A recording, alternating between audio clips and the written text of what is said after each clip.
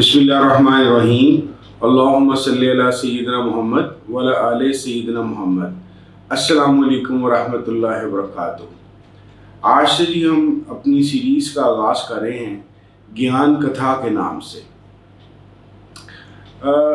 हुआ कुछ इस तरीके से कि मुझे बहुत पुराने अरसे से एक तो शौक़ ये ज़रूर रहा है कि हर चीज़ की बेस के अंदर यानी कि मैक्सिमम उसके बेसिक यूनिट की तरफ जाके ये देखा जाए कि चीज़ या ख़्याल या कोई भी ऐसा जो नज़रिया था उसका आगाज़ हुआ किस तरीके से। और इसके लिए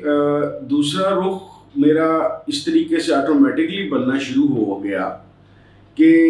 मुझे एशियन हिस्ट्री के अंदर बहुत ज़्यादा दिलचस्पी पैदा हो गई, क्योंकि मेरा शायद दिमाग ने मुझे ये समझाया कि जितनी पुरानी चीज़ को या जितनी पुरानी बेस को मैं समझना शुरू करूँगा, मुझे मुख्तलिफ आइडियाज़ के डेवलप होने की उतनी ही बेहतर तौर पे समझ आएगी। तो ये सीरीज़ भी इसी हवाले से मेरी एक कोशिश होगी कि मैं अब तक की अपनी अंडरस्टैंडिंग और तहकीक को अपने आप लोगों के सामने पेश कर सकूं कि कैसे मेरे ख़्याल के मुताबिक जो एशियन टाइम्स के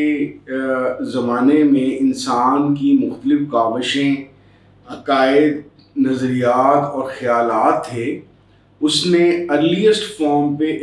एपिस्टेमोलॉजी या नॉलेज की अर्लीस्ट आइडियाज़ को डेवलप किया। एशियन टाइम्स की हिस्ट्री के मुतल्लिक मेरा कुछ अर्सा पहले एक नया ट्रिगर मुझे महसूस हुआ और उसी ट्रिगर की वजह से मैं ये सीरीज़ कर रहा हूँ। असल में जब भी मैं एशियन टाइम्स के बारे में सोचता था तो बहुत सारी चीज़ें मैं समझने से कासिर था। ख़ास तौर पे मुझे बाज़ दफ़ा ये बात समझ नहीं आती थी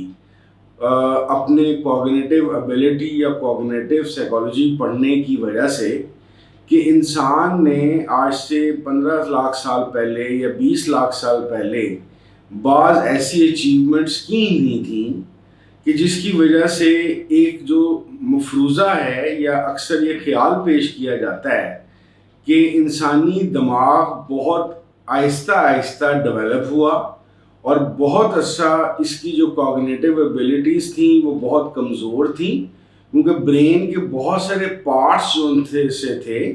वो डेवलप होने में लाखों साल लगे। यानी कि इस तरह से ये बात पेश की जाती है कि इंसानी दिमाग एक छोटे दिमाग से या छोटे साइज़ से आहिस्ता आहिस्ता बहुत लाखों साल में उस साइज़ पे पहुंचा जिस साइज़ में आज हमारी खोपड़ियों में ये दिमाग मौजूद है। ये ट्रिगर इस तरीके से हुआ कि आज से 1 साल पहले मुझे इत्तफाक हुआ एक्सीडेंटली, एक साहब हैं स्वांते पावो, इनका ताल्लुक़ स्वीडन से है और ये एक आम ज़ुबान में आप समझ लीजिए कि एक नई किस्म के जेनेटिस्ट्स हैं। इनकी जो तहकीक जिसकी वजह से इनको 2022 में बायोलॉजी का नोबल इनाम मिला, वो मेरे लिए एक ऐसी अट्रैक्शन बनी कि मेरा जो उनसा एशियन टाइम्स की हिस्ट्री में दिलचस्पी थी और ख़ास तौर पे अर्लीस्ट इंसान की डेवलपमेंट और ख़ुसूसी तौर पे ब्रेन की डेवलपमेंट, उसने मुझे एक नया एंगल दिया। इनकी जो काम है जिसकी वजह से इनको नोबल इनाम मिला, उसमें बहुत सारी नई दरियाफ्तें या नई चीज़ों की इब्तिदा हुई, लेकिन एक ख़ास चीज़ जिसने मेरे लिए बहुत ज़्यादा दिलचस्पी का सामान किया वो ये था कि इनके ख्याल के मुताबिक, ख्याल नहीं बल्कि इन्होंने प्रूफ किया और इस प्रूफ की वजह से ही इनको नोबल मिला है कि तकरीबन 50,000 से 60,000 साल के दरमियान जो हम इंसान हैं यानी कि होमो सेपियंस, इनका कोई क्रॉस हुआ नेदरलैंडर्स के साथ और उस नेदरलैंडर्स के क्रॉस की वजह से आज तक 2 से 3% जो डीएनए है हमारे अंदर यानी कि होमो सेपियंस के अंदर नेदरलैंडर्स का मौजूद है। और सो मच सो दूसरी खसूसियात के अलावा ख्याल ये किया जा रहा है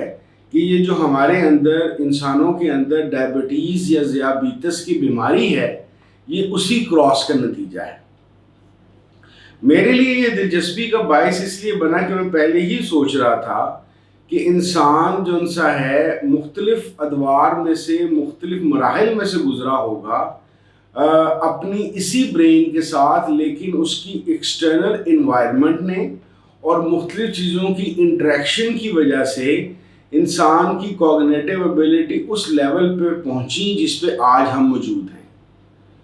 خاص طور پہ جب مجھے یہ شک پڑتا تھا کہ کوگنیٹو ایبیلٹیز شروع سے ہی بہت بہتر حالت میں تھیں، اس کی دو مثالیں میرے ذہن میں ضرور آتی تھیں جو میں نے ایک اسلام آباد کے آرکیالوجی ڈپارٹمنٹ کے ایک میوزیم کے اندر خود سے دیکھا ہے، اور جو کتابوں میں پڑھا ہے اس کے مطابق کم از کم 20 لاکھ سال اور بعض لوگوں کے خیال میں 20 سے 26 لاکھ سال پرانے زمانے میں انسان نے پتھر کے اوزار بنانے شروع کر دیے تھے۔ اگر آپ کو ان اوزاروں کو دیکھنے کا اتفاق ہو، آپ ان کو اسلام آباد کے آرکیالوجی کے میوزیم میں بھی دیکھ سکتے ہیں،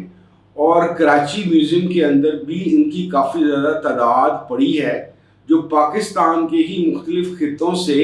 دریافت کیے گئے ہیں۔ تو آپ کو پتہ چلے گا کہ جس طرح کی اس میں کاریگری ہے، اور چھوٹے چھوٹے سے وہ آپ سمجھ لیجئے کہ ایک چونچ کی طرح کے یا نیزے کی طرح کی ایک چیزیں ہیں، جس طریقے سے وہ بنائے گئے وہ میرے خیال کے مطابق ایک مخصوص یا کسی خاص حد تک کوگنیٹو ایبیلٹی کو اچیو کرنے کے بعد ہی بنائے جا سکتے ہیں۔ دوسری مثال جو مجھے بہت زیادہ اٹریکٹ کرتی ہے وہ یہ ہے کہ آگ پہ قابو پانے کا انسان کا جو ایک اچیومنٹ ہے، وہ بھی مجھے ایسا لگتا ہے کہ ٹھیک ہے کہ آگ کی وجوہات بیان کی جاتی ہیں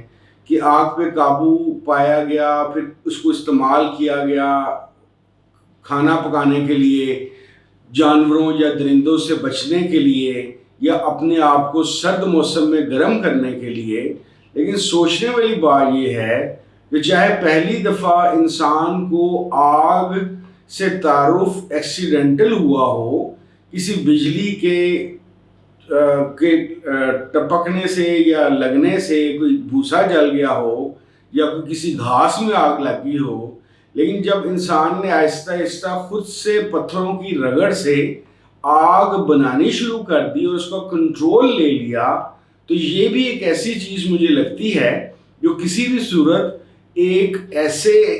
دماغ کی کارکردگی نہیں ہو سکتی جو ابھی بچگانہ حالت میں یا ایک نامکمل حیثیت کے اندر موجود ہے۔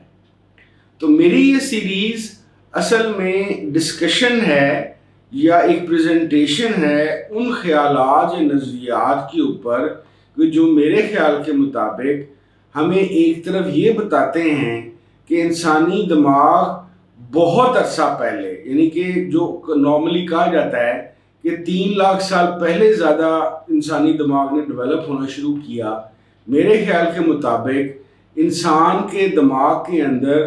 شروع سے ہی بے شمار صلاحیتیں موجود تھیں۔ ہاں، اس کی ڈبیٹ ابھی یہ باقی رہے گی کہ بایولوجیکلی انسان کے اس دماغ کے اندر اگر شروع دن سے ہی ایسی صلاحیتیں موجود تھیں تو وہ کیسے وجود پذیر ہوئیں۔ لیکن ہم فی الحال اس سیریز کے اندر یہ دیکھیں گے کہ کون سے ایسے ارلیسٹ مراحل تھے، کون سی ایسے نظریات، تصورات اور عقائد تھے جن کی وجہ سے انسان نے پہلے ترین سوالات اٹھائے اور ان کے ذریعے سے فرسٹ آئیڈیاز کو ڈیولپ کیا، اور ان فرسٹ آئیڈیاز نے انسانی فکر یا انسانی فکر کے ساتھ انسانی تمدن یا سویلائزیشن کو ڈیولپ کرنا شروع کیا۔ تو اس قسط کو یہیں پہ ختم کرتے ہیں۔ اگلی قسط سے ہم اس مختلف ادوار کے متعلق میں اپنی تحقیق اور اپنی سمجھ بوجھ آپ کے سامنے رکھنا چاہوں گا۔ بہت شکریہ۔ السلام علیکم ورحمۃ اللہ وبرکاتہ۔